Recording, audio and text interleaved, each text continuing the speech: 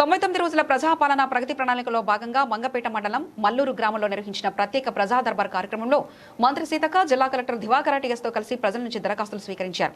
ఈ సందర్భంగా మంత్రి సీతక్క మాట్లాడుతూ కేసీఆర్ తమ ప్రభుత్వంపై చేసిన విమర్శలు గర్హనీయమని అన్నారు. ప్రతి మహిళను ఆర్థికంగా బలపరచడమే ప్రభుత్వ లక్ష్యమని పేర్కొన్నారు.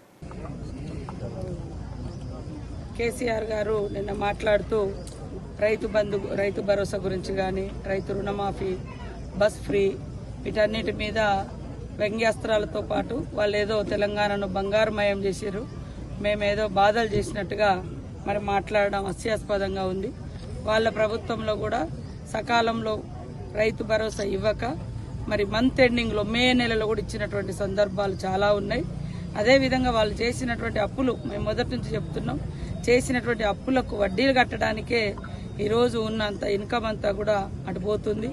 వాళ్ళు 11-12 మరి 18 తర్వాత ఏదైతే ఉందో ఆ వాటికి మన గవర్నమెంట్ వచ్చిన తర్వాత 23 నుంచి మనం ఒప్పుకోవడం జరిగింది. కానీ వాళ్ళు అసలు చాలా లక్షల మంది ఖాతాలను క్లోజ్ చేసి డిఫాల్టర్గా పెట్టడంతో మరి అవన్నీ కూడా మిగిలిపోవడం జరిగింది. అయినా కూడా వచ్చిన అర్పుడు మాటలు మాట్లాడుతున్నారు. ఇది కరెక్ట్ కాదు.